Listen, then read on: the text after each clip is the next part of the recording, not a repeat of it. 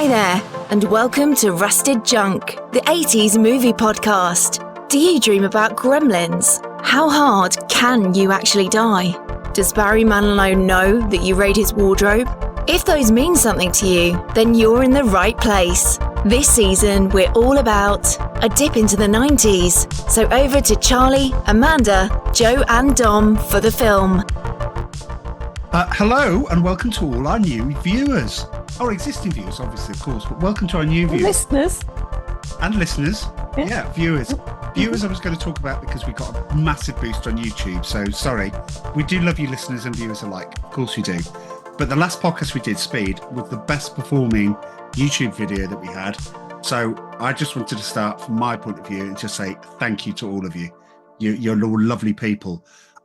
You know, if you can hit the like and subscribe button, if you can do the same on your podcast provider of choice, that would be really beneficial. We'd really appreciate that. And tell your mates as well. Yeah, and tell your mates. And if you'd like to see a particular 90s film, in this particular case, because we're doing a dip in the 90s, get in touch. Leave us a comment on YouTube. Send us a message on Twitter. We're on Twitter at RustedJPod. So send us a message. Get in touch. Just have a chat. Tell us what you think. So yeah, that'd be great. Anyway, we are covering Pulp Fiction today. And I do have a description just before I introduce you to Joe, who, or in this case, the Gimp, who was the one that chose this film. Pulp Fiction is a 1994 American independent crime film written and directed by Quentin Tarantino from a story conceived with Roger Avery. It's a film about the lives of two mob hitmen, a boxer, a gangster and his wife, and a pair of diner bandits intertwined in four tales of violence and redemption. It took $213 million from an $8 million budget and has Rotten Tomato approval ratings of 92 critic score and 96% audience score. Joe, I think we can all say that is a good choice and the sound foundation of which to choose the film. But why did you choose it, man? I was so glad to hear that we were going into the 90s. I love the 80s, but there are a lot of the movies in the 90s that I really enjoyed too. And I have to say, Pulp Fiction is my favorite movie of all time. Is it? Yes, it is. And yeah, I mean, I have a lot. I would say a top 10, but and it goes back and forth, but I would say it firmly sticks at number one for me. Because I do think I wouldn't say it's as close to perfect as you're going to get. I do have one problem, which I guess we'll get into it later, which is a minor nitpick and all that. But I just think it was just so well done and so filmed, and something that we really needed coming out of the 80s in a way too, because it kind of redefined how movies were going to be in the 90s. Well, some of them anyway. You know, it was, you know, even Quentin Tarantino says it too. It's less, the 80s were more feel-good type of movies. This was like, it definitely very hard, very dark, you know, and just a lot of fun too. And he's definitely up there with Scorsese and Kubrick as one of the greatest directors, you know, ever that ever existed since film's inception. And yeah, I don't want to hog this too much, but and I know you guys, I know I said I wasn't going to say this, but I'm going to tell you right now that this is a 10 for me. I've never given a 10 on any of these podcasts that we've done for any of the films that we've done, but this is definitely a 10. And I might have 5 10s out of all the movies that I've seen. So it's hard to get that from me anyway. Wow. This is your favorite 10. I guess you like it then, Joe. I do. I like it a lot. Yeah. Did you score 10 in any of the 80s movies? I'm sorry, what was that? Did you score a 10 in any of the 80s movies that we've ever? Wow. Okay. Says the co-host of the podcast. Yeah. So just remind me in the podcast that we did you ever score a 10? I think we'd know if Joe ever scored a 10. Yeah. I mean, well, I was just checking. Scored a 9 for Joker. I remember on your podcast, Joe, you never scored anything over 8, and suddenly from out of nowhere you gave 9 to Joker, and I was like, wow, you can go above 8. This is unheard of. Yeah. But 10, wow. Who wants to go next? Adrenaline, Amanda. Hello. Hello. I've had a few weeks off. I'm still not feeling great, but let's give it a whirl today. Right, okay. So, I really love this movie. It's a great movie. Just an absolute classic from Tarantino, I think. I don't think there's a movie I haven't liked that he's done, to be perfectly honest, but this one actually is one of my favorites of his. So yeah, it takes us through a very sporadic but well connected, I hate the word, journey into some very colourful characters and really odd sort of scenes and scenarios that's very entertaining, and it just keeps you watching the movie. I don't think any part of the movie is actually flat at all. You do get that in some movies, but this, it just keeps you, watching from start through to finish. I think it's an absolute classic. Love it. Yeah.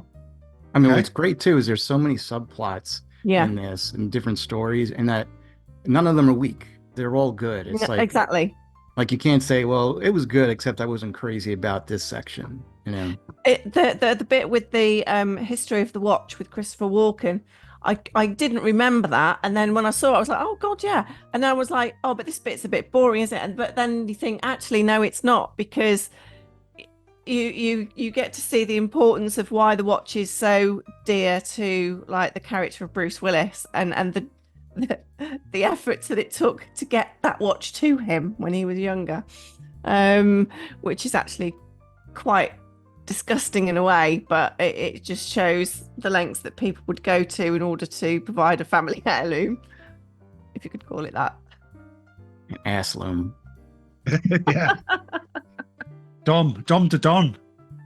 Yeah, so I'll continue the loving, but with, I suppose the caveat I would say is that I'm not a big Quentin Tarantino fan, in the sense that, unlike Amanda, there are films of his that I don't actually like that much, and some that are certainly flaws. Yeah, definitely. And I'm sure, I've prepared when we've done roll call, I've prepared a Quentin Tarantino section for that, because he's as integral, his directorial style is as important to this film as any of the performances by the actors, I think. But this, for me, is when it was at his absolute zenith. Reservoir Dogs is in my top 3 all-time Tarantino films. So his early Tarantino, for me, is definitely his best era. But I love it. And I think Joe's point was well made, that it's kind of a era-defining film. I think there's a before and an after Pulp Fiction in American and world cinema. And it's just going to be a fantastic film to get our teeth into and enjoy. So what it lacks in tension for our scores at the end of this pod, hopefully we can entertain our new listeners and viewers with our thoughts and insights into it. But wonderful film. Yeah. Well, I've only got I remember the first time I saw this. It's one of those things whereby, suddenly I go, well, which cinema did I watch this in? Which cinema? I was in the Gateshead Metro Centre. I was living in Newcastle at the time. I travelled all the way to Gateshead to watch it in proper Dolby surround, Dolby everything. I wanted the best experience for it after seeing Reservoir Dogs. It was 1:00 in the afternoon. Obviously, I'm a student. I'm going it anytime I like. And was sat there with 50 people maximum, because maybe it was the afternoon. Obviously, people were working, but you would expect a film like that, I expect to get more people in. Pretty much everyone in the cinema was just stunned afterwards. It was just, I remember the feeling of getting up and nobody sort of saying anything to each other, but everyone's sort of giving each other a look, going, "What is it that we just watched?" I mean, Jaws is my favourite film of all time, and pretty much a masterpiece, what it is. But I can't find a flaw in this film at all. I don't. You look for it. You said, Joe, that you had some minor annoyances, even though you gave it a 10. Maybe we might agree on them. Maybe we might, say, well, I wasn't keen on Fabienne, for example. But do these little minor things detract from, the deserved masterpiece that it is? I'll go back to something you said quickly, Joe. You said that, or was it you, Amanda? There's not a Tarantino film that you don't like. I mean, The first time I watched Once Upon a Time in America, I didn't get it. In Hollywood, sorry. I didn't get it. I wasn't into it. I didn't really, except the ending. Obviously, the ending is a wild ride. The second viewing, I got it. I understood it, and I went, "That's brilliant." I was in that boat too. I felt the same way too. I was like, "This is the first one I've been disappointed with," but after multiple viewings, I really love it now. Yeah. That's always been it's always been in my top 3. That film has from first viewing. That I loved it. I think if you know a bit about the Manson family murders, then it kind of a bit of that backstory, which isn't covered in the film, that helps with the watch. But no, love it. That, Reservoir Dogs, and Pulp Fiction for me. Mm. Oh. Wow. Okay. Should we go do the trailer and then we can get on to a roll call? Yeah, let's do it. Yep. Here we go. Here is the official Miramax trailer. Here we go. The path of the righteous man is beset on all sides by the inequities of the selfish and the tyranny of evil men. And I will strike down upon thee with great vengeance and furious anger those who attempt to poison and destroy my brothers.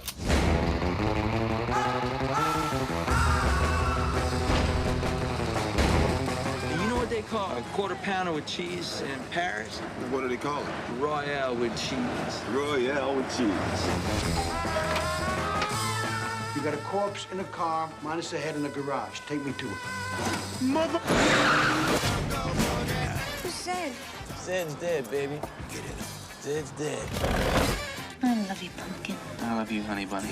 Everybody be cool, this is a robbery! What's Fonzie like? Cool. Correctamundo. And that's what we're gonna be. We're gonna be cool.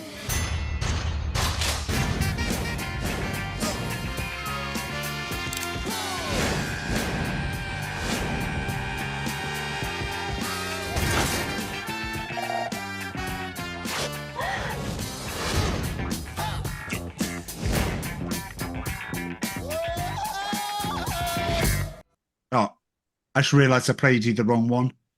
I played you the trailer. So I played you the trailer that was created after, so not the very first Pulp Fiction trailer. Are you addressing the audience or your fellow? I'm addressing members you. here? I'm addressing all of you. Oh, Right. Okay. Yeah. I kind of so figured I that just- was the case because it had the accolades. Well, in you're it. very kind, because after last time I didn't play the trailer at all. I mean, after Scrooged, I forgot to play the trailer. Thankfully, we corrected that in speed, and I've played you a trailer, like Eric Morecambe said, not necessarily in the correct one in the right order. Well, look, it's a tough It's a gig, trailer, Charlie. Don't let anyone tell you this stuff's easy. Yeah, it's just you do the best you can under difficult circumstances. yeah, you've only been doing it like how many years? 3 years? Yes, strangely enough, on my own. Yeah, okay. Yes. See, anyone wants to pitch in with the editing? Well, Hey. speaking of which, actually, you did mention how successful our Speed podcast and show was. I wondered if now was an appropriate time to speak about our fees for this podcast. Yeah, go for it. Yeah. Do it for the love of yeah. it. Oh, come on. Sorry, I can't hear He's, you. he's just It's, joking. It's the love. Oh, okay. Oh, I thought you wanted to charge the listener. I was like, Yeah. you're gonna lose some people here. Look, Bit like being charged to go to the loo. I either start getting paid for this pod, or I have to set up an OnlyFans account. So, I'm hoping I can God. monetize appearances here. Yeah. Wouldn't I know. should've- I'd like to see content, Dom. Yeah, well, What? I'll give you mates rates, Amanda. So yeah, and that's Oh, unless God. Charlie starts stumping up for for my appearances here and all the Five- prep. I've got an hourly rate. £5.19 a month. Dom charges for pretty much content where he forgets to actually record it. That's what his OnlyFans will be like. It would just basically you record a stellar first one and give nobody anything for the next 6 months until people demand their money back. A class action suit against you. Yeah. You can help me with my trailers, Charles. Hey, how's that? Yeah, you can pay me and I'll help you. Yeah, Oh, it- see Is how that this works? being edited out, or is this being kept No, in? we keep babe? keeping this in, but we are going to go to roll call because it's pretty big, as you would expect. Here we go. Let's go to dear listeners, dear viewers. Here's roll call. Roll call. Okay, so we've done Bruce Willis before, so we don't need to do him again. If there is anything you want to say about Bruce Willis, we have covered Bruce Willis in previous podcasts. Go and listen to Die Hard 2. Please go and listen to those, and we discuss them in great length. We are obviously, with him very much in sympathy in what his condition is going through at the moment, and watching that is heartbreaking, to be honest, because I've just restarted watching Moonlighting because I just think TV at the moment is pretty poor. So I've gone right the way back to 1985, and I started watching Moonlighting again. And there is a talent right there in the making, the birth of a talent, the birth of a movie star. And I just look at the different things that he's done, and so when you think, oh, okay, well he hasn't proved himself in that way, and then he does Unbreakable, and then he does something very broody, and then he does science fiction, and then he does and then we've got The Fifth Element, Joe, which I know you and I were talking about the other day, and people forget all the wealth of the stuff that he's done. And so that's Bruce Willis. Anyone else got anything to offer before we move on? I would say, other than he was very good in the movie, I guess everybody was very good in this movie. How did he get to be in the movie? Was he originally cast in it? Well, we'll leave that for all trivia time. Oh, Okay. Yeah, we're going to split it up. Oh, it's a little hook for trivia time. It's a minor advert. It's an advert within the podcast within the podcast. John Travolta, who we have covered before, but let's. Who wants to go first on John Travolta? Who wants to go like a special film they like? His career trajectory, which is definitely worth a discussion. Well, you can't talk about John Travolta, can you, without talking about Grease and Saturday Night Fever, the films that launched him. So, absolutely. Well, Saturday Night Fever, brilliant performance. Grease, one for the girlies, would you say, Amanda? Would that be a horrible, sweeping, sexist generalisation, or? Yes, I think that would be. But he was pretty phenomenal in that, though. Yeah, but no man's going to admit to. I love Grease. I love Grease. There you go. Yeah. Two older sisters. Of course, I love Grease. Oh, that explains a lot. Okay, yeah, go on. Tell us about your Grease. your affection for Grease, then. What attracted? Because it was on all the time. I'd take it to see it at the cinema. Loved it at the cinema. Were you a pink lady, Charles? Did you have a little dance routine, Charlie, before it was? I didn't know. But I am that person at a wedding. Did you Grease Lightning? The Grease Lightning, all that. Yeah, definitely. I don't care. Life's too short to care about this sort of thing. It's great. I loved Grease too. I mean, when I was a kid, I saw it in the theaters, and I actually I had an Olivia Newton-John shirt. I'm surprised nobody beat the crap out of me back then. You wore an Olivia Newton-John t-shirt? Well, when she was really hot, like at the end when she's got like the permed hair and a leather jacket. I think there's one thing to be comfortable enough in your masculinity to admit liking Grease, and you and Charlie have both stuck your head above the trenches to do that. There's another thing wearing a Olivia Newton-John t-shirt.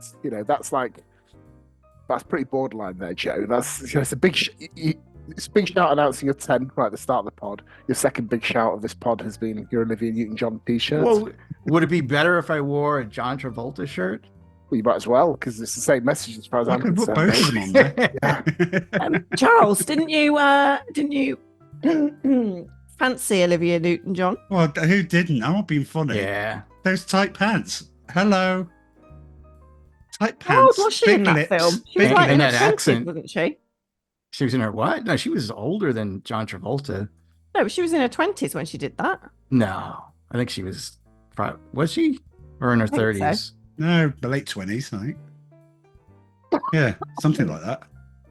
But yeah, no, I thought she was. Yeah, she was really hot in that movie. I mean, towards the end. Did that movie come out? Was it 79? Grease. 78. 78. Yeah, I was 4. We queued. This was back in the day. What? And when you used to queue to go into a film, and there was only one film on at the cinema. So it was at the Regal at Leamington.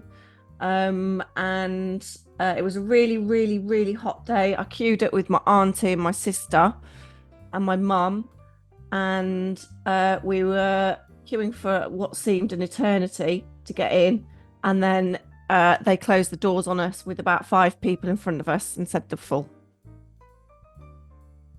That's my Ghostbusters cool. story. Didn't get to see it in the cinema. Oh. Well, unfortunately, he made a sequel to Saturday Night Fever, Staying Alive. Yep. So now we talk about John Travolta in the 80s, which was not good. Staying Alive, The Expert. Oh, no, I take it back. Blowout. Blowout was very good. But The Experts and Look Who's Talking, where suddenly he's got a series of films, a series of sequels. They're reasonably popular in the same way that probably Police Academy was reasonably popular. Not with me.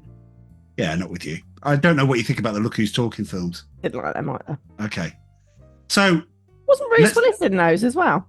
Yes, And Roseanne Barr played his sister in the second one, and then it was dogs, and then it's like, what? Look at yourself, man. You're Tony Manero. Oh, well, no, I was going to get to that. But you can, it's fine. You can. So then Pulp Fiction comes along, and after Pulp Fiction, we then get good and bad. We get Michael, where he plays an angel. The title of the film that I can't pronounce because I've got an affliction, Phenomenon. Anybody else wants to say it? Because I can't say it in one go. Yeah, well, stop showing off, everyone. Thanks. And then we get Shorty, Broken Arrow, Face Off. And unfortunately, we then get Swordfish, Battlefield Earth, and the Taking of Pelham 1, 2, 3 remake that nobody asked for. And then after that, the most painful thing I possibly have ever seen put to video is Olivia Newton-John and him doing a song about 6 years ago called Reunited. Not only is it the most cringeworthy thing, but it's maybe the worst song in history. And Reunited and It Feels So Good? I don't know. That part of my brain's gone. Don't ask about that because it's shut away. It's locked away in a safe. It's one of the worst things I've ever seen, and it's not good. It doesn't paint them in a good light. Olivia Newton-John deserved better, to be fair. But anyway, anyone else on John Travolta? No. I just out of his roles, out of like Saturday Night Fever, Grease, and this one, which one do you think he'll be remembered for? Oh, it's Grease, isn't it? Well, I'd say Saturday Night Fever, actually. I would say Saturday Night Fever too, but I think this is his best role, though. I'd say Broken Arrow. It's a blast. I'm joking. Broken Arrow. I'm joking. I'm joking. All right, you got me. Face Off though. Good. Okay. Just know Face Off's going to appear on your list of films for this decade, Chal, isn't it? Well, if you think I'm that predictable, it was on the list, but it's now off the list because I saw you all roll your eyes in the way. But if somebody picks Forrest Gump, don't forget that I have the last film, and we will be facing off. If that happens, I can tell you that right now. I thought we were watching JFK, the extended edition. Oh, we're watching both. I'll pick them both. Oh boy. His entire list is based on revenge and spite. What does that say about you? No, Joe. Well, Joe started it with his Popeye. Yeah. So. Well, if you didn't screw me, I wouldn't have to spite you. So. Well, don't nominate Forrest Gump, and we'll all be. Everything will be cool. Coolio and the gang. Let's try not to kick off over the nominations list anyway. But the thing I thought was interesting about John Travolta before we move on is he was Oscar nominated for his performance in Pulp Fiction as Best Actor, whereas Samuel Jackson got it for Best Supporting Actor, which I thought was a bit harsh, really, because as good as Travolta's performance is, I thought Samuel Jackson was probably better and maybe the stronger character. I mean, the only thing I could say is that I guess he had more screen time, Travolta, in which like he had one more arc more than Samuel Jackson did. With Mia. Mia. Yeah, that's probably. I mean, that probably is the explanation, isn't it? That he had that. If he had the stop clock out, then I'm sure he would be on screen for longer. But yeah, I thought they both deserve Best Actor nominations. You know, as sometimes happens, two people from the same film go head to head like that. But either way, he didn't win it because, as we all know, who won it in the '95 Academy Awards? Charlie, for 1994 films. Your friend of mine, Tom Hanks. Yeah, for Forrest Gump. So yeah, unlucky, That is really. bullshit. Yeah, well, thank you. My reply would be predictable, but yes, absolutely, absolutely, Joe. Speaking of Samuel L. Jackson, let's move on. Did he win?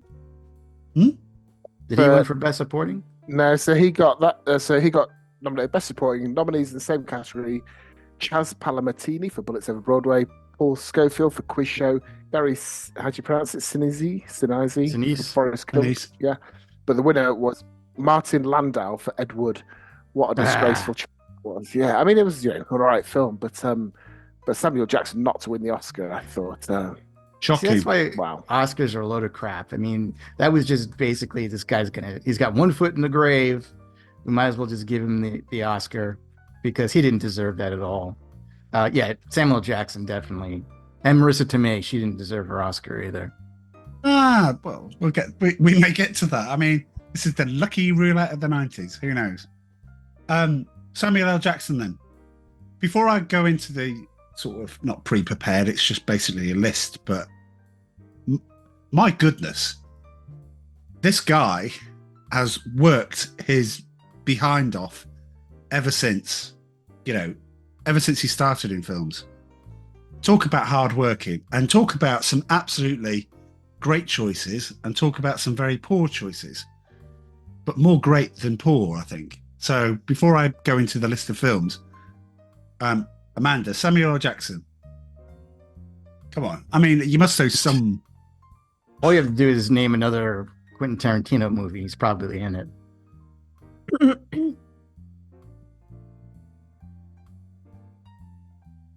Here we go. Oh, any film starring Samuel L. Jackson. Not Lawrence Fishburne, which he got mistaken for on that news segment that time. Remember Robert Downey Jr.? He played a big character. Yeah, he was in one of your favorite Marvel films. Yeah, remember Marvel films? Big Wasn't it Iron Man, was it? He was. He's Nick Fury. Oh, of course he is. Sorry. Duh. Yeah. Sorry. Yeah, he showed up at the end. Yeah, in Iron Man, but then he's pretty much in the other one, in all the others.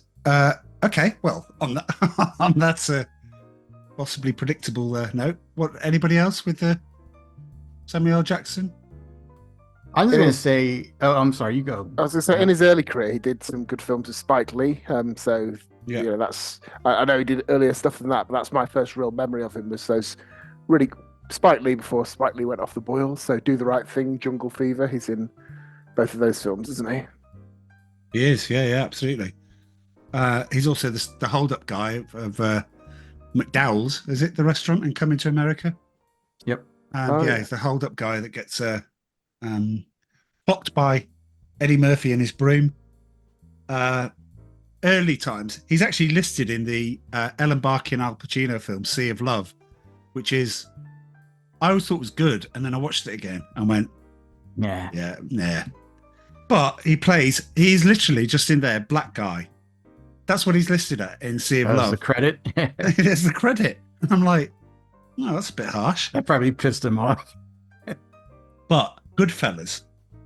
So, I mean, stop me at any point. But Goodfellas. He was barely in Goodfellas. But he's in Goodfellas. Okay. Patriot Games. Obviously, the first of the appalling. I was thinking Jack when you Ryan said films. When you said Patriot Games, I was thinking of the Patriot. I was like, who is he in the Patriot? Definitely wasn't in that. Loaded Weapon 1, the Lethal Weapon spoof. Jurassic Park, of course. And smoked a lot in that. True Romance, Pulp Fiction. And then look at his career after Pulp Fiction. Because I think the post-Pulp Fiction career, that's the platform. Pulp Fiction is the platform of which he's launched into megastardom. After that, Die Hard with a Vengeance. You remember him in that? Yeah. Yeah. Oh, okay. All right, you finish. I have a No. point Time to make. Kill. The absolutely incredible Long Kiss Goodnight. That is such a good film. Jackie Brown, Sphere, appalling film of a extremely good book by Michael Crichton, but it's one of my guilty pleasures as I like watching it. Star Wars, Mace Windu in Star Wars. Deep Blue Sea, of which he's a nice surprise in that film. Shaft, Unbreakable, Kill Bill 2 he's in. He's the voice of Mr. Frozone in The Incredibles. Snakes on a Motherfucking Plane. He's Nick Fury. He's the narrator of Inglourious Bastards. He's in Django Unchained. He's in RoboCop. He's in Kingsman. He's in The Hitman's Bodyguard, Kong Skull Island, Hateful Eight. Good Lord. And that's just picking out the main ones. I'm going to give an unpopular opinion. I think he sucks. I think he sucks. All right. I think he's great. I think he's great in every Quentin Tarantino movie. And if that says anything, he needs a great director to work with. But I think he sucks in everything else that you just mentioned, other than Unbreakable. He's a one-note actor. He basically does the same role in every performance he does. There's no difference between Nick Fury and the guy that's in Unbreakable. I mean, or the guy that's in Star Wars. Everybody else seems like they're otherworldly in Star Wars. He's got a ghetto accent in Star Wars. You know, he didn't even try. So is he like Bill Murray then? The Hugh Grant of Well, but I like Bill Murray's movies, but yeah. I mean, you look at I don't know, it just like annoys the hell out of me. Like he was given the Secret Wars miniseries on Disney Plus, and apparently that bombed. I think he just bullies himself into roles, and they just give it to him, but he doesn't deserve them. All he does is he yells and he screams, but I love him in every single goddamn Quentin Tarantino movie. He's perfectly cast for every single one of those. But other than that, he's just a one-note actor. But what makes him change from Tarantino films then, for you? Because he's got a good director. He gets the best out of his actors. And he's also a great writer. I mean, when you look at Tarantino's films, right? I mean, I think this was his greatest performance as Jules. But then you look at the slave that was in Django Unchained. I mean, it's completely different. And he does such an amazing job in that role, too. And then the guy that was in Jackie Brown. I mean, I love his character in that. Yeah. He's still a little bit one note, but he's better in those films, I would say. Don't think you're giving Deep Blue Sea the I've never seen that piece of crap. I mean, I'm sorry. Tom, sorry. No, as I say, I wouldn't go quite as far as Joe. I think I do broadly agree. I think you list all his films, Charles, and for me that's quantity over quality. And I do think he's a character actor as opposed to a leading man, as Joe rightly says, with the exception of these Tarantino films. Yeah, I wouldn't. He's not somebody that draw me into going to see a film because I'd know exactly what I was going to get from him. I'd think. Yeah, no, he isn't a draw. That's the whole thing. I mean, he's in films, but like when he does something like, say, Shaft, which he was the lead in that. I mean, that did okay, but you can't think of anything. Well, Snakes on a Plane, I think that was popular, but overall, I mean, he can't release a movie by himself now. Wow. Okay. Interesting. Maybe we will revisit that in trivia. Onward to Uma Thurman. Well, I was hoping we were going to do her next because I think after what we've just said about Samuel Jackson, I think there's shades of that with Uma Thurman as well. Because I think before I prepared for this pod, she's a big star, big Hollywood actress, in that kind of Premier League of earnings and profile. Is she? Her filmography, well, in my opinion, I thought so. That would be my kind of 5-second thought process about Uma Thurman. Big Hollywood star, been in lots of good stuff. But if you look at her track record, it's pretty weak, really. I mean, obviously there's Kill Bill and Pulp Fiction, which stand alone from the rest of them. But the rest of it's pretty average. I'm interested to see what you pick out as being her career highlights. Before I do that, Amanda, Uma Oh, Thurman. that's not fair. No. I'm just going to go. Is there any particular Uma Thurman perform outside of Kill Bill and that you'd like? I'm not genuinely not trying to put you on the spot like I normally am. I'm genuinely asking, is there anything you like Uma Thurman in that she's been in? If you don't know, that's fine. Just say don't know. I would say most of us can't name an Uma Thurman movie. I think you could, Joe. I think. Yeah, I probably could. We haven't blocked it out of our mind that badly. The performance as I don't know Poison what else Ivy she's in. Batman and Robin. I did actually. I did. I wasn't thinking of that one. Oh, right. Okay. I was thinking of the one with Bill Murray and Robert De Niro. Mad Dog and Glory. Yeah. She's first starred with Robert Downey Jr. and Anthony Michael Hall in Johnny Be Good. That was always one of those films I wanted to cover. But Dangerous Liaison, she held her own. She wasn't in it that much, but, she held her own. I like a film called Beautiful Girls. Timothy Hutton, Uma Thurman, ensemble cast in it. That's definitely one I'd recommend. Truth About Cats and Dogs, forget all about that. My superhero ex-girlfriend, super ex-girlfriend, forgettable. Emma Peel in The Avengers, forgettable. But she's pretty good in The Producers. I have to say, I'm quite a guilty pleasure. I do like The Producers. I do think I do too. But yeah. I find her to be a slightly better version of Cameron Diaz. Oh, better. So you don't like Cameron Diaz then? No, she sucks. Right. Okay. So anyone would be better than that, really? No, I mean they're very similar, I would say. But one of my nitpicks was her in a way. I just didn't think she looked attractive. She looked like she had the Cleopatra wig on, and good Lord. It's funny when they delivered that big hamburger. There's no way in hell she finished that hamburger. Doesn't look like she eats anything but feathers, maybe, Dust. Yeah. Yes, indeed. She was too skinny. It was just, I don't know. What do you think about that, Amanda? Or were you researching on your phone, or were you? I am. Yeah, she was Poison Ivy, wasn't she? Yeah, we said that. Yeah. Don't know. Yeah. That film is dreadful. That film is. There is nothing going for that film at all. She's part of the problem too. Yes, she is. Everyone involved should be ashamed. Right, I've got three. Hang on. Whoa. I want to stick up for Cameron Diaz after she's been dissed as being below Uma Thurman in the pecking order. It's got one good movie. Well, Something About Mary is a bona fide classic, I think. Yeah. She was very good in that. She was also good in The Mask, or Mask, whatever it's called, Jim Carrey film. Bad Teacher has its moments. Yeah, Bad Teacher. I don't mind Charlie's Angels, by the way. As a comedic actress, she's definitely better than Uma Thurman. Yes, she is. Right, moving roll call on at a pace. I've got 4 quick ones and then two big hitters to finish with, and then that's it. This isn't this is the first of the 4, not a big hitter. Tim Roth. I'm not being funny. I look at his films and I go, yeah.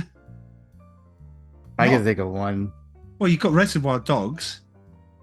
I know which one you're thinking of, Joe. Do you want to say it? No, I bet you don't. It's not The Incredible Hulk. No. I mean, I was thinking of that one. No, Planet of the Apes. Okay. I was so excited that he was in it because I really liked Tim Roth. And I thought that was going to be a good movie, but it wasn't. No, dreadful. He's in The Hateful Eight. He was in Tarantino wrote one of the sections for 4 Rooms. I'm struggling for anything else. I really am. Wasn't he in Rob Roy? Yeah, that was what he got his Oscar nomination for. And I promise I won't do this for every person in this film. He was in The Cook, The Thief, His Wife and Her Lover. Yeah, that's my favourite film of his. That's a decent film. If anyone's not seen that, Joe, I don't know. It's a British film. I don't know how well it did in America, but that's a pretty good movie. Captive. Not well at all. Captive? Is that straight to direct to video? I don't know. Starring Steven Seagal and Tim Roth. Gridlocked. Again, he's another actor that's very Hoodlum. good in Tarantino movies. To Kill a King. Dark Water. Broken, Grace of Monaco, October Gale, Selma, Hardcore Henry. You're not doing him any favors. No, you're not really. It's like John Travolta's thing. Read that out. It probably says light water, or I mean, it's just stuff. Yeah, I don't know any of those. Yeah, if Tim Roth was listening, he'd be like, "Stop, please." Right, who's next then? Please move on. Can we just Rob Roy, 1996, Best Supporting Actor Oscar nominations. What a list this is, because he's the weakest one in it for that performance. Brad Pitt in 12 Monkeys, that's an underrated film. I think he's really good in that. Yeah. Ed Harris in Apollo 13. James Cromwell in Babe. Brilliant performance. Yes. And the guy that won it was Kevin Spacey for Usual Suspects, which is an epic movie. You don't like Usual Suspects, no? Yeah, I love it, yeah. No, I don't like Kevin it too. Spacey? No? No, I like Kevin Spacey. No. Regardless of what he did, outside of his acting career. Which I think he was found not guilty for. Yeah, exactly. He's been exonerated. Put him back in House of Cards then, because when they took him out, God, that was dreadful. Next one. Well, leading on to that, Swimming with Sharks, Frank Wally. Brett. Check out the big brain on Brett. That's Frank Wally. He never really made it, that guy. Well, but do you know what? Oliver Stone tried to help him.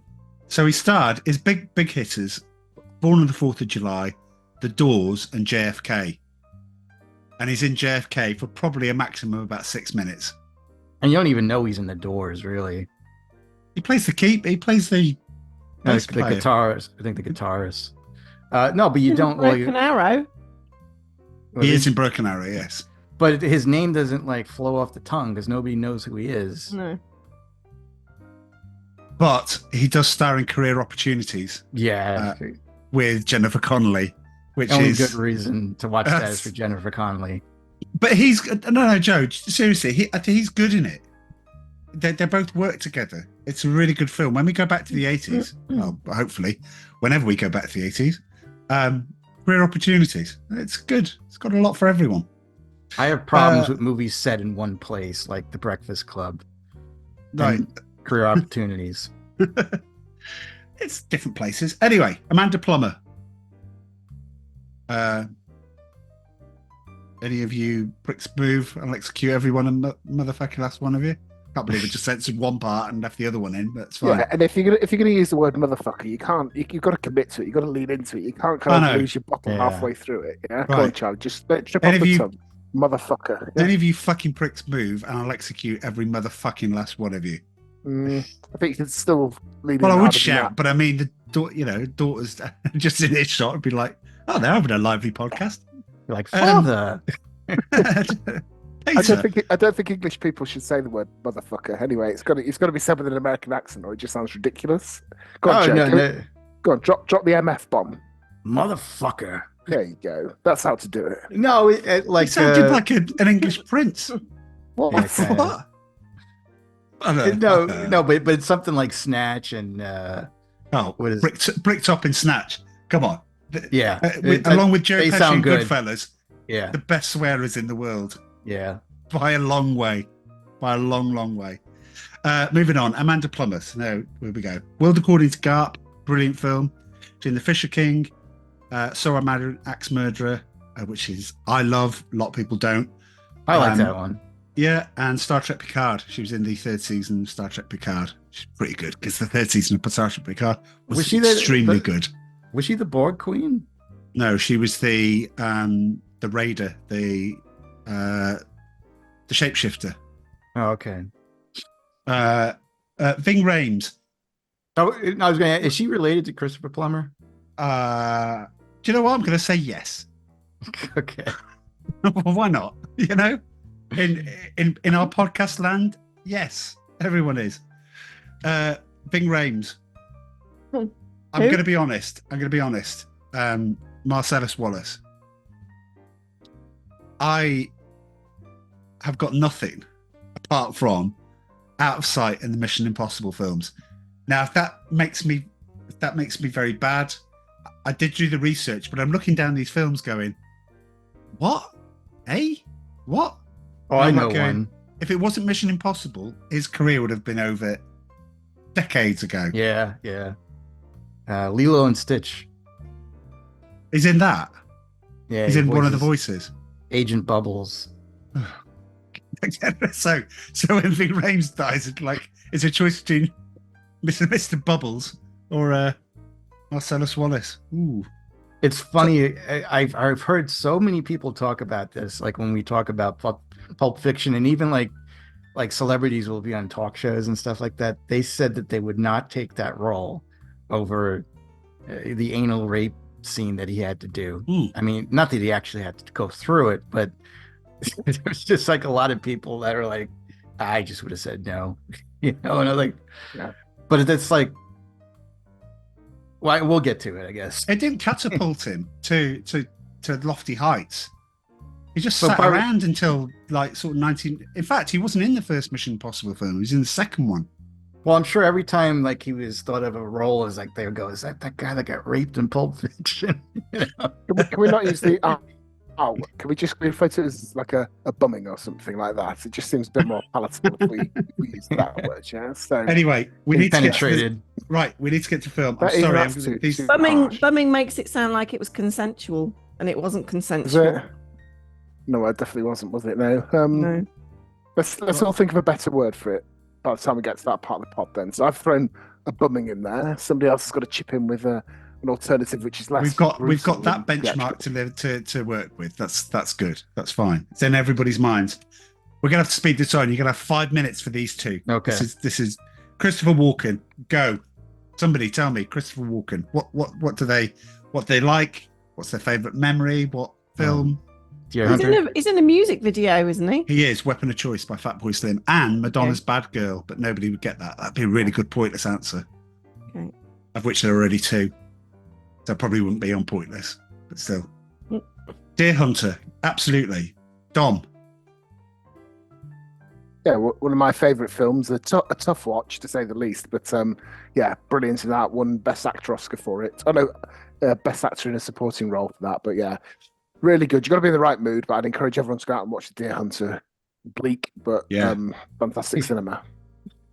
Yeah. If you're in a good mood, go see The Deer Hunter. Yeah. Knock all the positivity out of you. Well, it's a bit like listening to the Smiths or Radiohead, isn't it? Yeah, I wouldn't recommend it on a Monday morning, but there's a time and a place for it. So, no, I don't know. Deer Hunter, Dead Zone. He's brilliant in the Dead Zone. Yeah. He's Max Zorin. He's the bad guy in View to a Kill. Horrible. Thought you'd get that one, Joe. Well, I thought you'd mention that. He's in Returns. He's in the quite excellent Biloxi Blues with Matthew Broderick. That was is good, such a good film. Yeah. Communion, Batman Returns. He talked about True Romance, Wayne's World 2. He was the bad guy. Yeah. Rob Lowe in Wayne's World 2. He was in Catch Me If You Can. I've never seen it. Wedding Crashers, Hairspray, the voice, one of the voices in The Jungle Book, and he's in June 2. Is it Man on Fire as well? He is. Sleepy Hollow, that's underrated. Okay. He was in Hairspray, the remake, and he was married to John Travolta. Yeah. Yeah. Yeah. Oh my god, he's in Eddie the Eagle. Is he? Yeah, 2015. I don't remember what he was in that. Oh, was he one of the skiers? Like a legendary skier or something? I don't know. It's according to IMDb anyway, yeah. One thing that won't be on IMDb, but you need to go and type it into YouTube, is Christopher Walken reading the story of the Three Little Pigs on Jonathan Ross's TV show in the 90s. Don't think you've ever seen anything quite so chilling or quite so funny. I'm gonna have to watch that. I never seen that. I gotta check that out.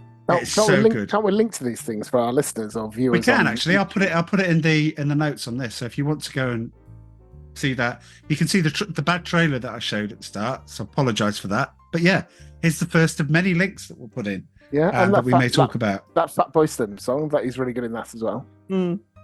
Okay. Oh, poor old Christopher Walken. He gets 2 on his own, and nobody else gets anything. I'm sure we can shoehorn some on. Yeah. Fine. Retrospective. Okay, the last one. I think it's going to be quite controversial. So the last one we're going to do is Harvey Keitel. I don't think... Right, I'm going to whisper this because I might get in trouble. I don't think he's done an awful lot. He's not done as much as you all think he has. So, but I will just put that out there, and then you can tell me how great Harvey Keitel is.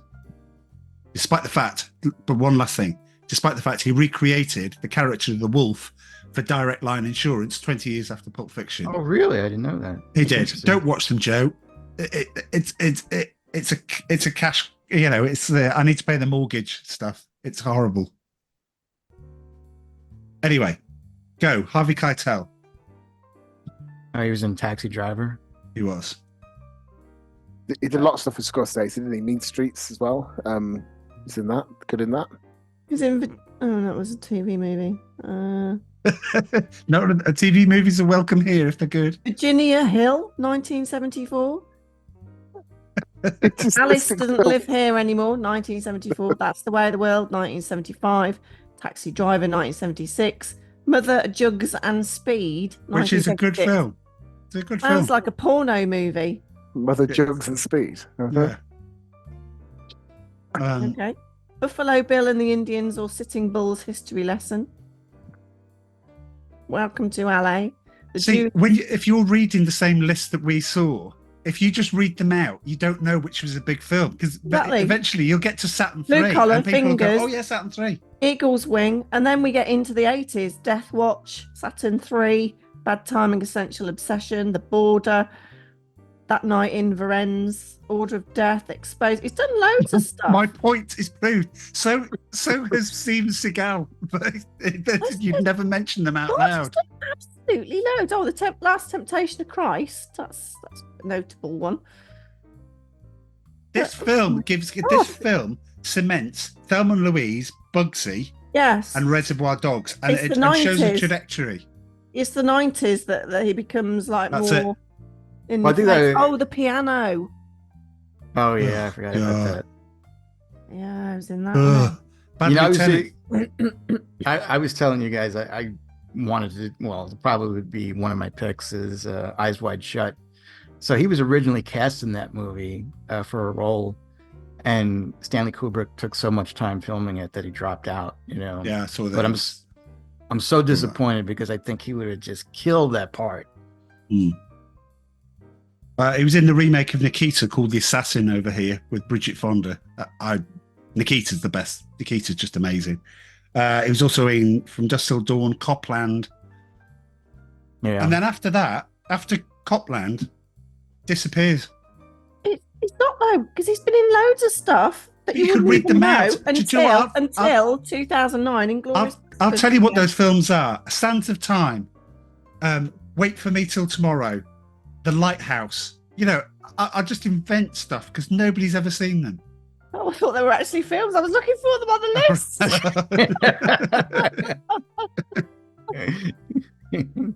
Oh my God. Red Dragon, Beeper, Crime Spree. Beeper? Yeah.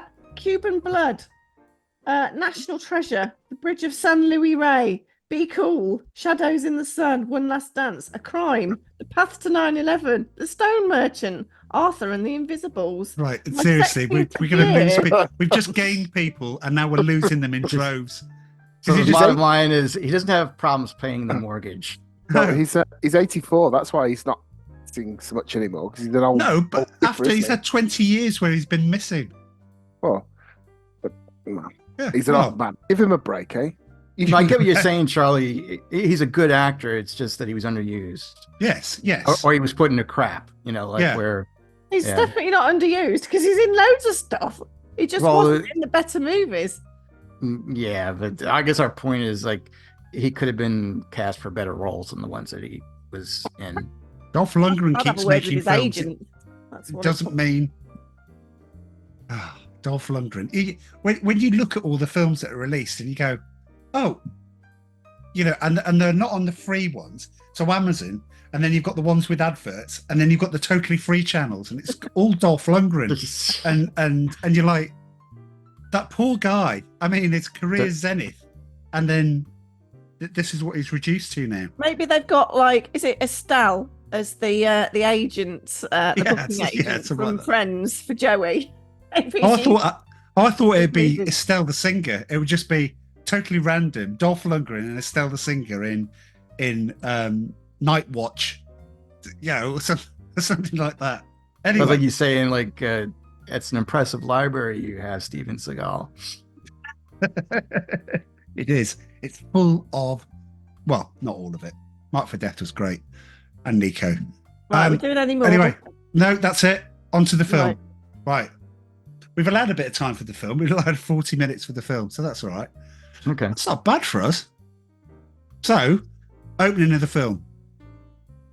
Let's start at the beginning. We can go all over the place with this because obviously it goes all over the place, so it's absolutely fine. We don't need to.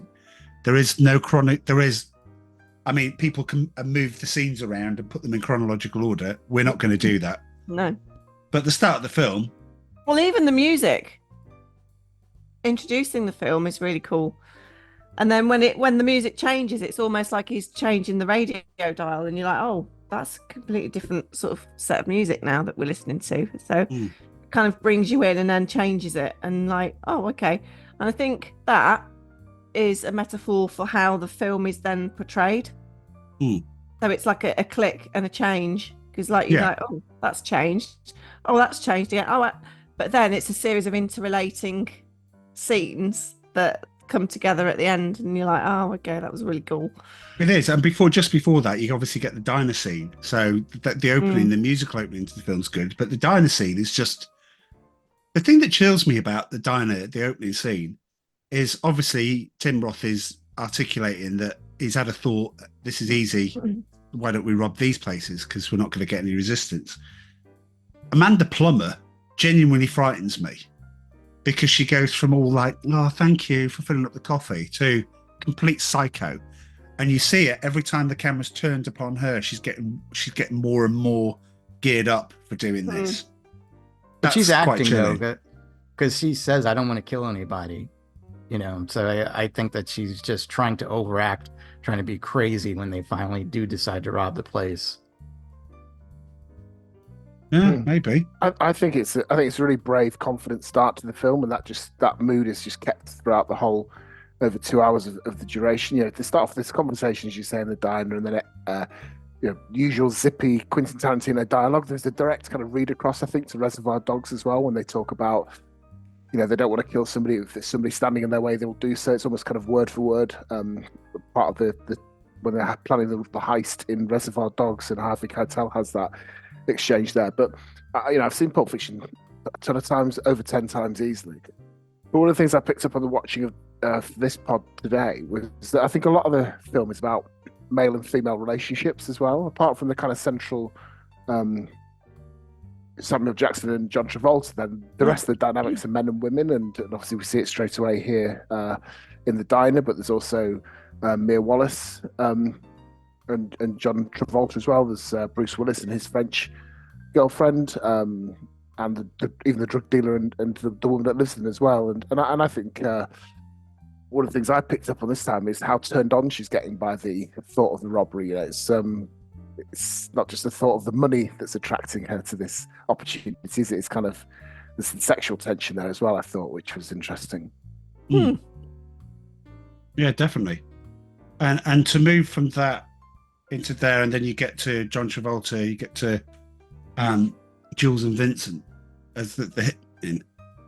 I think that shows one of the boldest bits in the film, because it's so easy to make. We're going to go in hard, standing by the door.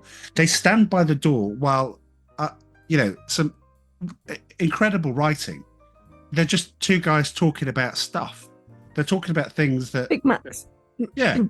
Royale with cheese, we get that in the car. But then he gets, right, okay, talking about the foot massage and Tony Rocky Horror going into a greenhouse. And then they disagree. They're not just agreeing. They're not two guys going, yeah, he shouldn't have done that and all this sort of thing. Samuel Jackson's like, what? That's not even the same. It's not even the same fucking country. You know, it's not even the same ballpark. And they wait at the door, and he goes, we're too early. We just need to go somewhere else for a bit. That's a great film. That's you're not expecting it. Well, this is that's why it makes you, yeah. because it simultaneously takes its time. So you get the drive, the unpacking of the car to get the guns, the walking up there, talking, as you say, pause because they're too early. So it simultaneously takes its time, but there's not a wasted moment. It's really taught, and it's so well scripted and acted and delivered that you get the best of both worlds. You get this kind of real insight into the characters and no exposition. It's all just kind of their relationships and interaction with each other, and then bang, and it just moves on at a brilliant pace as well. So that's why it's such a great film. I think that's one of the key reasons. That's kind of, for me, epitomized in the scene that you've just been describing. Yeah, I think what it shows too is it's just how brilliant Quentin Tarantino is, because dialogue, it just shows that dialogue is just so important to a movie, and story is so important to a movie, where like I can watch like these Marvel movies and the DC movies that we cover on my other podcast, Nerd Alert, and they'll be talking about the world is about to end in 5 minutes and I'm bored as hell, but I can be fascinated by hearing about the whole thing about a foot massage, a guy giving some guy's wife a foot massage, and why was she thrown out of a fifth-story building? Yeah. What are your thoughts on foot massages then? Do you think that Muse come up? You what? No, he had it coming. Well, if it happened, what is the consensus then? So foot massages, is it just a foot massage or is it more? He shouldn't. Well, let me ask you. Well, let me ask you. If you learnt that I gave another woman a foot massage, how would you feel? Depends what context it was. Depends on what she looked like. Depends who it was. If it was your mum, yeah, no worries. Oh, unless it was an immediate family relation, let's kind of exclude that, because I don't think we're going to go down that dark alley, do we? I was getting excited until that. But I suppose the point they're making is that regardless of context, there's like an erotic undertone to it, and I suppose I agree with John Travolta's assertion that that's what it is, because as a man, you wouldn't give another man a foot massage, which I certainly wouldn't. So yeah, I think John Travolta nails it, and I think Samuel Jackson acknowledges that. Okay, yeah. Right, Joe, you got a little cheeky grin there. What's your opinion on foot massages? No, it's true. I mean, again, like I said, he had it coming. I think that he probably did throw him out of the window for that. And yeah, I mean, we'll just leave it at that. I think, again, but again, it's a fascinating conversation. It's just that he got a great dialogue going, and he got the greatest acting from his actors too. That's why he's so important to this movie. He's probably the most important piece of this movie. And I'm not going to say you rarely see that, but even like with all these actors in it, I still look at it as a Quentin Tarantino movie. I don't look at it as a John Travolta movie.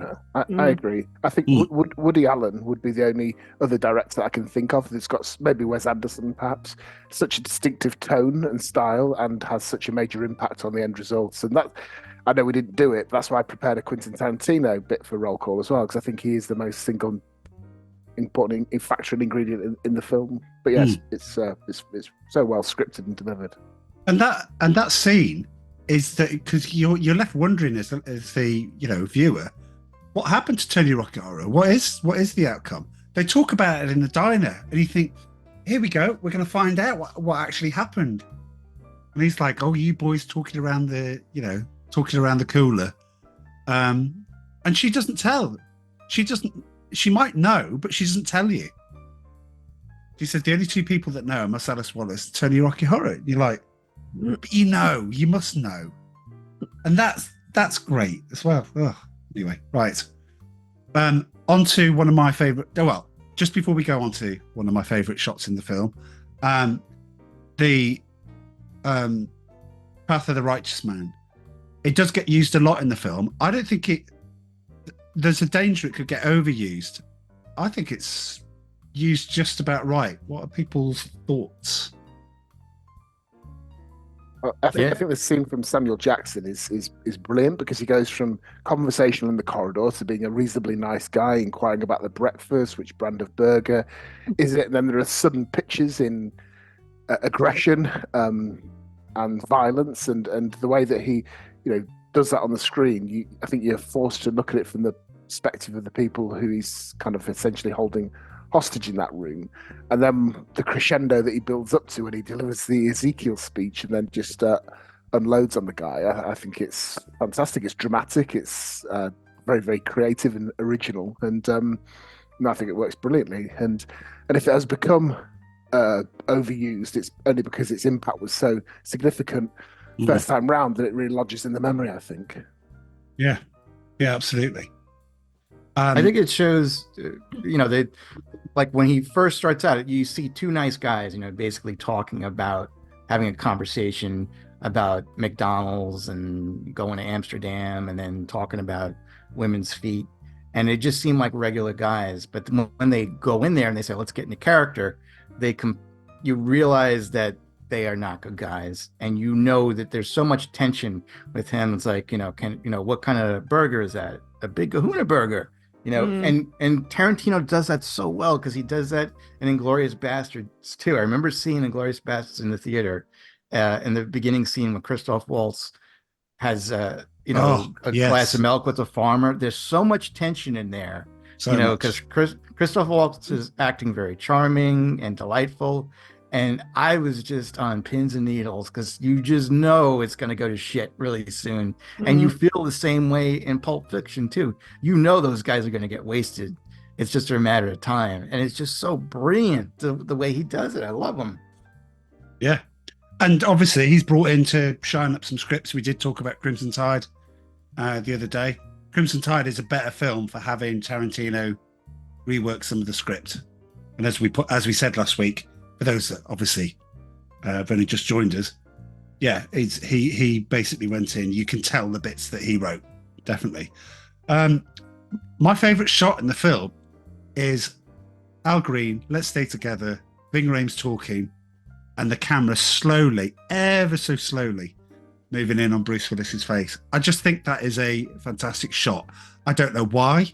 I can't explain why. I just look at Bruce Willis's lack of disappointment. Probably he's schemed all of this. He knows what he's going to do. He knows it's not going to happen. He knows he's going to kill the guy or he's going to knock him out. He's going to knows he's going to steal the money. That, I think, is a great shot. I don't know if I'm alone on that one. Oh, no, I think it's fantastic. And like you said, with the music, how it's placed, this was one of my trivia that I was going to mention. There's no score in this movie. It's just all the songs that he picked, Quentin Tarantino, and he picks the perfect song for every scene. And, it's just fantastic. And you remember that. Like you can't watch that scene without Al Green's music in the background. You probably could. This probably exists somewhere, but it just wouldn't be the same. Because, it's a nice, gentle song, but they're talking about really dark things that they're going to do. I will say the one thing that I never got is why Bruce Willis did betray him. To me, it just didn't make any sense. Well, it is explained as somebody who does like a flutter every so often. What Bruce Willis does to him is that he lets it be known that the fix is in on the fight and that this is going to happen. And then he finds a bookie or his collaborator in the double cross that goes and lays those bets with other bookies. So basically he makes a fortune, far more than he does from agreeing to it in the first place by screwing him over like that. So he lays the bets at different bookies, which is why he does it. No, I understand that, but it's like, why would you want to screw a guy like that over? Knowing that he's going to eventually go after you. He's going to kill you eventually. I think when he's with the his girlfriend later on, he wants to do a run and he wants to live a life with her, doesn't he? He seems, for reasons that aren't entirely clear, to be very much in love with her. And at the end, to go away and have this life that I think he feels he's owed and deserved. So I think it's a romantic reason. You think he's in love with her? Yeah, that's the point I was trying to make at the start of the film. Was I think a lot of this film is about male and female relationships and the dynamic in those relationships, and the motivating factors. Why do people do what they do?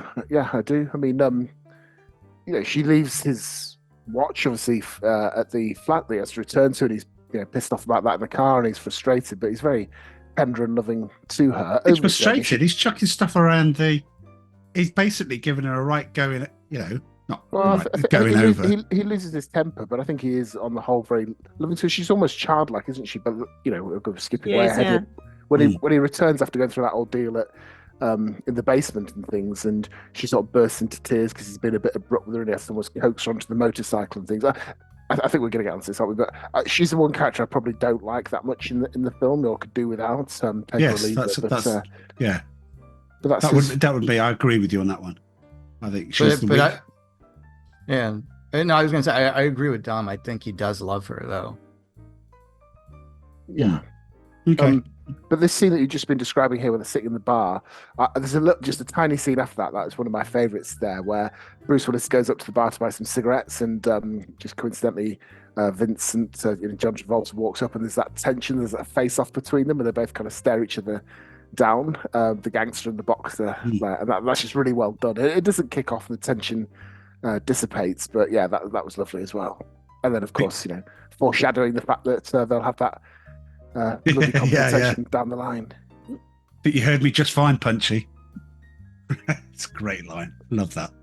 And I think also what it shows too is that what's great about these movies is that you don't see John Travolta and Bruce Willis.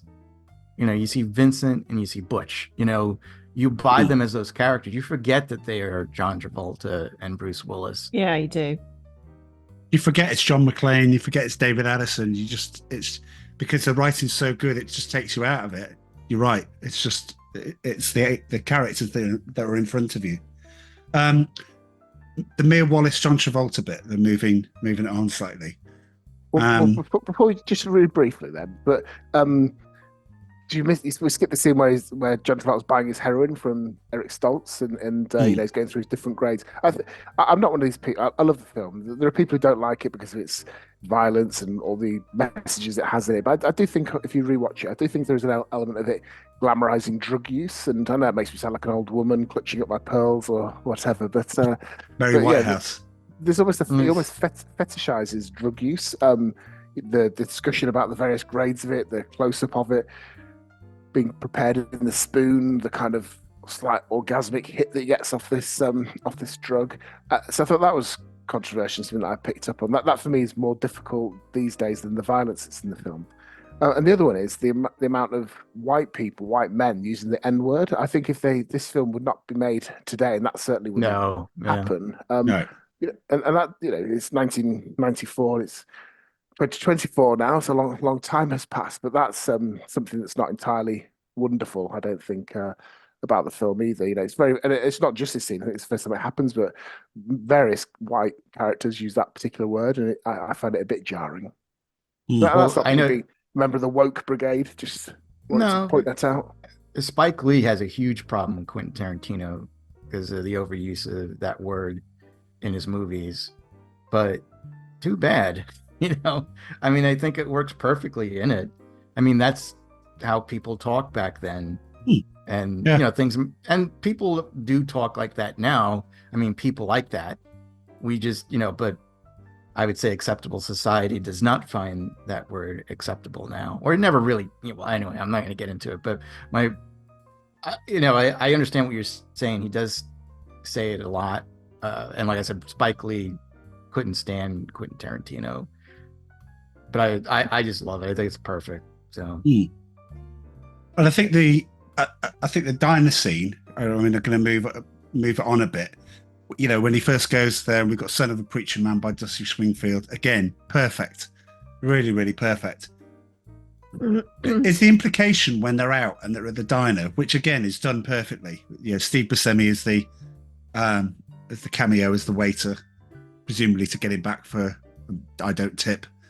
Who knows? Is the insinuation that she is flirting with him? Because she seems to be that. He obviously gets the impression. No, but stronger than flirting, I think. Yeah. But is he knows what happens to people that go too far, and he's having to control himself. I know. Fast forwarding slightly, he looks in the mirror, and then says, "You're just going to have one drink, then you're going to leave, and then you're going to go home. You're going to jerk off, and then everything's going to be fine." I think if she doesn't overdose, they sleep together that night. That'd be my. You reckon? That's what I think is implied and suggested. I think it's definitely there's a real chemistry and attraction between them. I mean, you've obviously skipped over the dance scene, but that's probably the most iconic, best remembered to the layperson out of any of it. You know, that famous twist scene with the V's across the eye. Yeah, I think there's definitely it's an unusual relationship, but there's definitely a simmering sexual tension, I would say, and.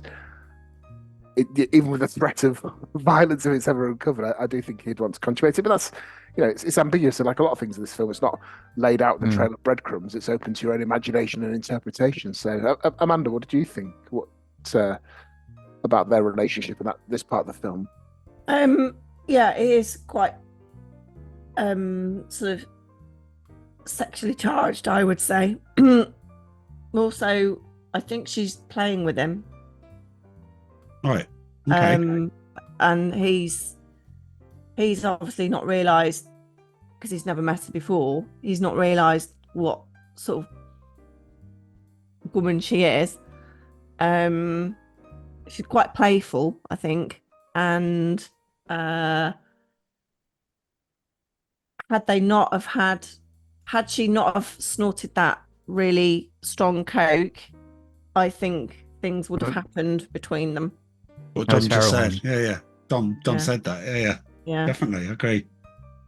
I think. I don't think he'd have been so stupid to, personally, but. I don't know if they would have slept together because he was saying just, wouldn't drink and go. Yeah, and just go. He's talking in the bathroom. And then as he left the bathroom, he wasn't even going to have a drink when he came out. And he says, well, it was nice, meeting you and all that. But I do think, I noticed this. I think maybe Marcellus was testing the both of them.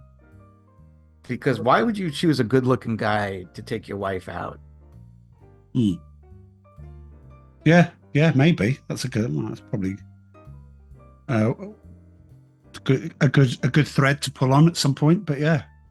Plus, a friend of the pod, Frankie, highlighted that it's a bit of a plot hole because the whole house is riddled with CCTV, isn't it, as well? So presumably if they had consummated it, he could have just watched all this back anyway. But it's interesting you think he's a good-looking fella. John Travolta? Certainly was when he was younger, but Amanda, do you think John Travolta's like a handsome man in this film? No, I can't get past the whole wig thing. Well, it's certainly I think she would have definitely jumped into bed with him. Well, I'm just saying. I don't know. I could. Well, I'm not gonna. Never. And he find himself thrown out the window. I mean, he knows what happens. I think John Travolta. I'm saying this is heterosexual. I think he's a good-looking guy, regardless of what hair he has on or how much weight he's gained. And there's always going to be some kind of sexual tension, between him and some other character. The dance scene, Amanda, because you gave Dirty Dancing 10 out of 10. Do you want to tell us your thoughts on the dance scene? What do you think? It was okay. It was all right. Okay. Wait a minute. Let me drink some water. Yeah. It was okay. It was what? It was okay. I think there's actually a better reincarnation of that, and that was on Strictly Come Dancing a few years back with Jake. It was the British version of Strictly. I can't remember what year it was. We'll find that and put it in the podcast and put a link to it. Oh my god, that was so spicy. Him and Alia. Oh my god. Just say you just reduced one of the greatest dance scenes in Yeah, but it was renowned for having that kind of tension anyway, wasn't it? But to watch those two do that, and then they just kicked off into the jive afterwards. Right, geez, that was just like a perfect 10 performance. Sorry, I've gone off on a tangent. It is related, obviously. So yeah, just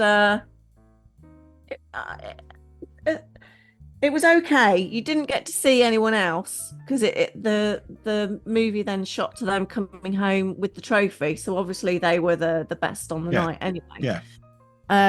So yeah, it was good. Then she ODs, and did we get to the house? I think you've got to cut me some slack on this one. Eric Stoltz is good. as Yeah. lads. It is, yeah. I And think the comedic thing that he provides in that is, if I had to pick a favourite scene from a film that's littered with brilliant scenes, I think this might be it. It's that panicked drive to there, the amusing but frantic phone call about he's on his way. Then you can hear his tyre screech. He crashes kind of into the house, and the commotion and the panic and the inability to do simple things like find a pen when there's somebody about to die, and then the tension, which is really John Travolta's brilliant, acts this brilliantly. The sweat dripping off him as he's got to do it, exposing her chest in that way, sticking the needle in, and then the relief, when she just sits up abruptly. It's just That's pretty scary, though, isn't it? oh yeah, could you imagine how terrifying it is When you're watching that for the first time? You're like, oh my god. Oh yeah, and to the audience as well. Yeah, no, again, because it's such a classic storyteller. He just brings you into the film, into this kind of what would be unimaginable, but he makes it real. And of course, I'm not saying it's scientific. I don't know how long you could actually survive before you had the adrenaline shot, but yeah, it's just done in an amazing way. And yeah, I think it probably is my favourite scene in the film if I had to pick one. Oh, okay. Well, then we get over to Butch. So we go over to Butch's story. I think that's the next one, because after this interlude, we get the gold watch, and then it's Bruce waking up in the pre-fight room, and then obviously we hear where he goes to get the taxi, and we get all of that. What do we think about the Butch situation? We've probably got about 10 minutes left, and we've got to talk about the Bonnie situation. So we've got the Butch scene and then the Bonnie situation. But yes, we'll get to both. Well, it's scary. I mean, I'm just saying, you go in a store, you never know what's in the basement. Yes. There's a lot of stores like that in the US, than Joe. Yeah, that was a pawn Basement. shop, basically. Especially, I mean, and those guys are Southerners too. So, yeah, it's just kind of weird when you think of Deliverance and all that. I wonder how the Gimp survived all of this. I mean, did he just basically the live Gimp in a was box? The Gimp was taken. The No, Gimp didn't make it. No, I'm talking about, like, was he in a box the whole time? I mean, is that how his life revolved around that? I would imagine so. Yeah, That sucks. pretty much. I thought this scene. I thought if they'd edited out the actual shot of him, if we use the R word, being raped, I thought the film wouldn't have suffered if that had just been implied rather than actually shown. I did find it a little, there's the line. It was just a little bit beyond the line, I thought, to actually see that. Just me leading the Conservative parents lobby or something here. I don't know. Yeah. But So you've got. I mean, look at it from the viewer's point of view. They've watched Reservoir Dogs. They've watched an ear. They haven't watched an ear cut off. They've seen the camera pan and the ear being cut off and then come back. So they've not actually seen it. Reservoir Dogs has visceral moments in that, but that's not one of them, because you just see the after effects of it, and that's bad enough. So your imagination takes over. Here, I think the same thing happens with the two of them are sat in the chair. The imagination is both of them are something's going to happen to them. We don't know yet. Obviously, then it's the Gimp. They've got ball gags in their mouth. You can probably make a sort of very educated guess of what's going to happen. But you get this sort of, again, this tension being built. The Gimp comes out, then this is going to happen. The comic, the bit that needed to happen was Bruce Willis going up, and the comedic bit of him looking sort of like Wile E. Coyote, looking for the next best thing that he can choose. Gets the samurai sword out, obviously Tarantino's Seven Samurai obsession that he's got, and you're like thinking, great, now what's going to happen? That's the comedic bit, the chainsaw and everything else. Then he goes back down. Then you get the in-your-face scene, and yeah, I just think it's. I mean, all I can do is go back to remember the first time that I saw it and think, whoa, like, I haven't seen anything like this before. What's this doing in a mainstream film? but then you're taking it all in and going, it's part of the story. It's just moving it along. I personally thought it went one step too far, but yeah, Okay. all the build up to it, as you say, is done brilliantly, and then well, call me an old fuddy duddy. Amanda, You old fuddy duddy. yeah, what did you think? I mean, it's a very challenging scene, isn't it? Very difficult. I didn't find it that difficult. Okay. Yeah, I don't think. I mean, they didn't show much. I didn't. He was you just know. over the bench, wasn't he? And and the door was closed for most of it. Yeah, it was just sounds. Your imagination's taking it. Your imagination's filling the gaps. Yeah. Yeah, which is far worse than probably you can It's put only on when he screen. opened to kind of do the business and I mean, yeah. kill the guy that. But if Obviously, I we was get the- Marcellus, You didn't really see a lot, to be honest. if I was Marcellus, I think I still would have killed Butch, Would even you? though he saved me. Yeah, I mean, No, he hit no, me, no, he, that he fits. hit me with a car. I'm never going to get over that. He had to hit him with the car, though. I There's know, no but choice. he's probably going to, he probably got severely injured from that.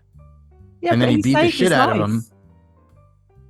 I still would have killed him. I mean, the character of Marcellus, being who he is, I could just see him killing him. Mm.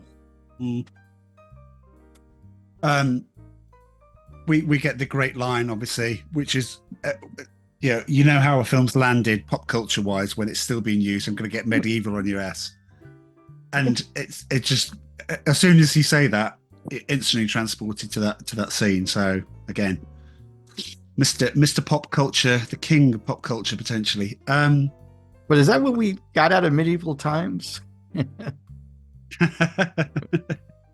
No, you're thinking of the cable guy. Oh, wait a minute. Now there's a choice. Anyway, right. Just got me thinking. Lastly, the Bonnie situation. So now we've got, I know this is going to probably split the group. So obviously we've got Marvin's head is blown off accidentally by John Travolta. They need to find somewhere in Inglewood and they go to Jimmy. And Jimmy is played by Quentin Tarantino. Joe, I know this is where it's going to be one of your pet hates because you're not a fan of Tarantino, the actor. Yeah, that's my weakest point. I just feel like he likes to inject himself in his movies, but he's not a very good actor. He's a great writer, great director, but I think that scene could have done better with somebody else in that part. Okay, all right. I think he's great. I think it's just good to, it's good to see him. He was good as, what character was he in Reservoir Dogs? Whichever character he was, his only contribution to that film is probably the Madonna Like a Virgin. Yeah. Which is, again, great. Dick. How many dicks is that? A lot. But yeah, I think he's good in this. I think Harvey Keitel plays you call the wolf. If you've got a problem, you call the wolf. But can I just ask everyone here, what did the wolf actually do? Apart from get rid of the body? He got them all working like clockwork, didn't he? He solved the whole problem. But they could have done that. They could have done that. They could have gone, was very we need to cool. clean the car. He had connections. He knew exactly what to do because he's done this many times before. It's kind of like the guys in John Wick, but they needed to work faster. This is the funniest scene, I think, in the film, for me personally at least, is when they're cleaning the inside of the car and they're still bickering with each other. And Samuel Jackson says, "This is some fucked up repugnant shit," as he's picking brains and skull out the back of the car. And then he says, "In fact, what the fuck am I doing on brain detail?" Yeah, he's switching. Yeah, just these imagination that kind of goes into writing those lines, and it's just hilarious. And Samuel Jackson just absolutely nails it, I think. And all throughout this bit, John Travolta's character is being all uppity, isn't he, about being spoken to and having orders barked at him, and he's really That's great scene. That's great. Yeah, it is fantastic. Two things that have made it. Sorry, I was going to say two things. I was going to. Oh no, you go. Sorry. No, go on, Joe. No, I was just going to say really quick where I said before how we believe that every actor is the character that they're playing and that they're not the actor. I don't find that with Quentin Tarantino. Okay. Every time I see Quentin Tarantino, I think it's Quentin Tarantino. That's all I gotta say. I would say that I love another reason to love this film is it's given me two things that I say and have said ever since I've watched it. So I've gone, right, see you later, you crazy kids. I say that all the time. I say it at work. I don't say it on customer calls because that's a bit weird. But if I'm with the group, I'm like, right, okay, see you later, you crazy kids. And then when you think, I get that from Harvey Keitel. Stay out of trouble, crazy kids. And how long will you be? 2 shakes of a lamb's tail. I've said that like ever since then because it's just, I think it's great. I don't think that was born from the movie though, was it? It's born from me. It's born from me using it. Oh, it's a common saying. Yeah, but I'd never heard of 2 shakes of a lamb's tail before then. Oh, really? Oh, okay. No. So yeah, thank you, film. Right, and you have more lambs over there than we do. We do a lot more. Anyway, take it home on the final scene. So we're back in the diner. We've got John Travolta killed by Bruce Willis. I know we could have gone into that. We will go into that probably a lot more of these things that we haven't discussed here on trivia, on the separate trivia section that we're going to have, but I'll tell you more about that later. Let's look into the final scene of Samuel L. Jackson and John Travolta, who's in the toilet, being in the same diner that's been held up that was at the start of the film. What do we think about the end bit? I just want to say, what I appreciate the most about this film, or one of the things, is that everything was shot out of sequence and he had a rhyme and reason for everything. It's because we got to see John Travolta alive at the end, because if it would have been shot in sequence, that would have been one of the last scenes where he would have been killed. And I think it's brilliant because I'm sure throughout movie history, they have shot movies like that. But I'll always remember Pulp Fiction. That'll stick in my mind as how well done it was. Yeah, definitely. We do have the sort of redemption bit. Do we call it a redemption with Tim Roth in the end, Dom? No, I think if there's anyone that has that redemption, it's Jules, isn't it? I think Tim Roth's character and his female sidekick are just way out of their depth, aren't they? And they're exposed for the kind of juniors that they are in this dynamics. I think they have a narrow, lucky escape, was the way I read it. But my favourite part about this end scene is the use of the word Nimrod as an insult. That's, to me, is a very American insult. So, Joe, can we launch a little campaign to get that circulating more widely in society? So, fucking Nimrod, is that an insult that you would have ever used or had leveled at No. you? No? Oh. No? I've heard it, but it's mostly in movies. Okay. I might try and introduce it into West Yorkshire. Possibly. I'd go down well. Yeah, well, Wazzock. That's had its day, perhaps. Yeah, Nimrod. Yeah, Jules, you give that fucking Nimrod $1,500 and I'll shoot him on general principle. That's brilliant. Yeah.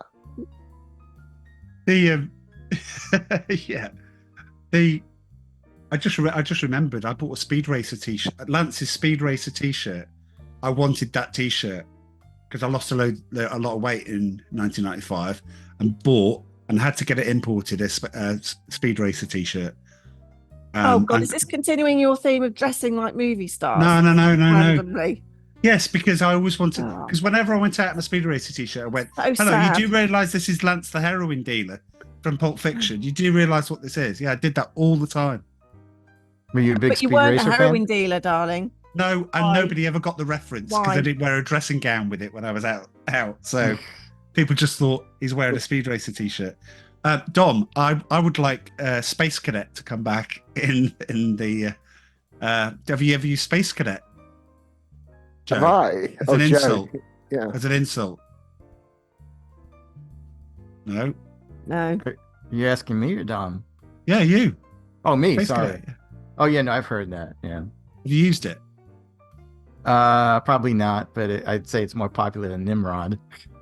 I've called my kids when they were younger Space Cadet if they were daydreaming. So, but it'd be a bit of an odd insult to throw at a grown man, wouldn't it? I think you might, unless you're trying to just confuse your way out of a fight, perhaps. A grown man that wears a Olivia Newton-John t-shirt. Anyway, and we come full circle. I wasn't a grown man back then. I was a kid. I was in love. Anyway, I would say we still got to the next man's film to come, but we're gonna halt it here because what we don't want to make this into is a 2.5 hour podcast. What we want to do is split it up. We're going to have a separate trivia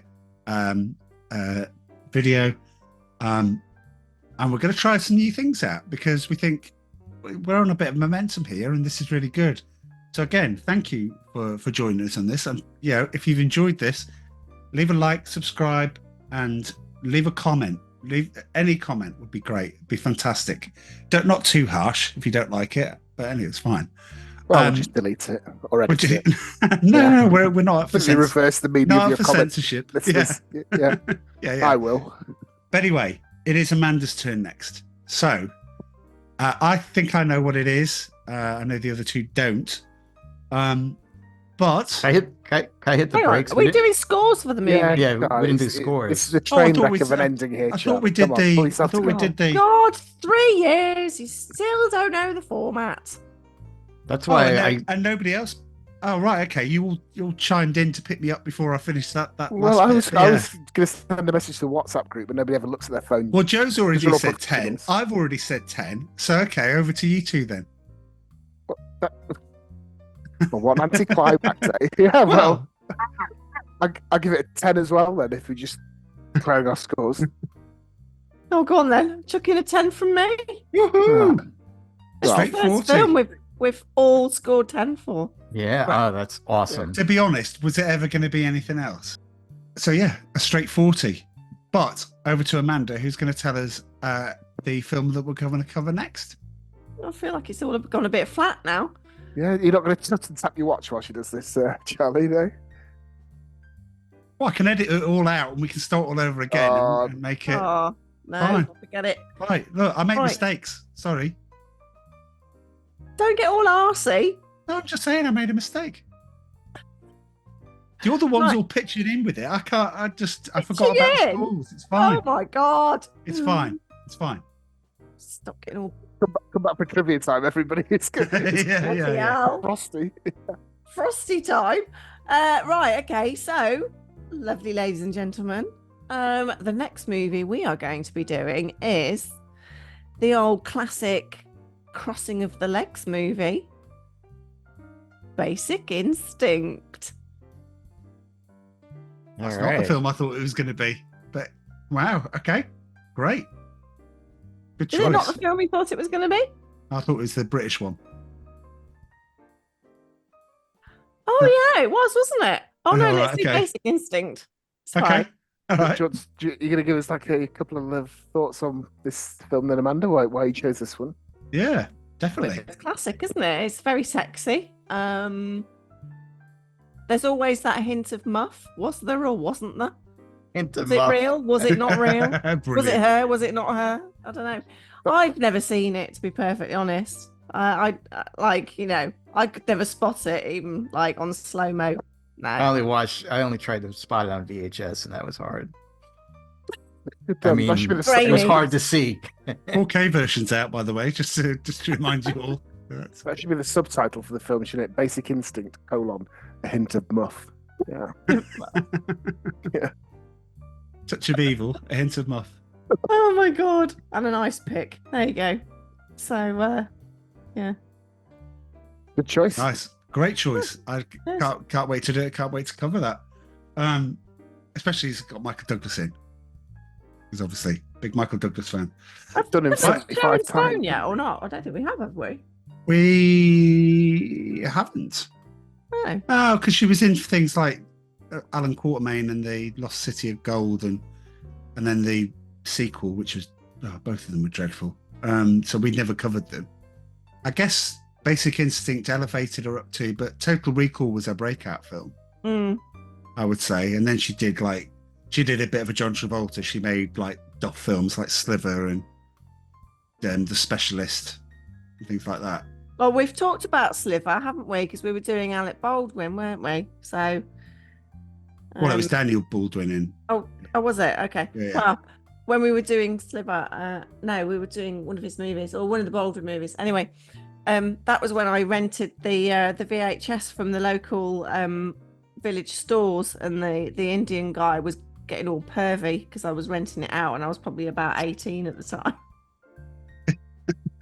These are the sorts of stories girl.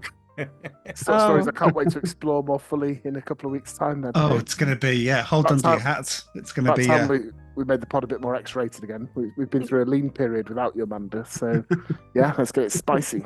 Spicy. Yeah, okay. I like spicy. Right, Spicy's good. Right. There we go. Join us for trivia on the other video, if you want to. I hope so. On the other video? It's going to be pretty good. Yeah, the other video we're going to do. This is a separate podcast, video, darling. It's listened to as well as what. It's listened to. I know. I always forget. I'm getting a bit giddy about the YouTube stuff. So yes, listeners, join us for the other one. Forgetting things.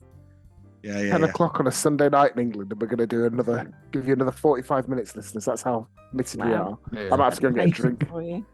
Yeah. Right. Anyway, on that note, I'm going to say cheerio. See ya. Bye-bye. Doodle pip. Bye.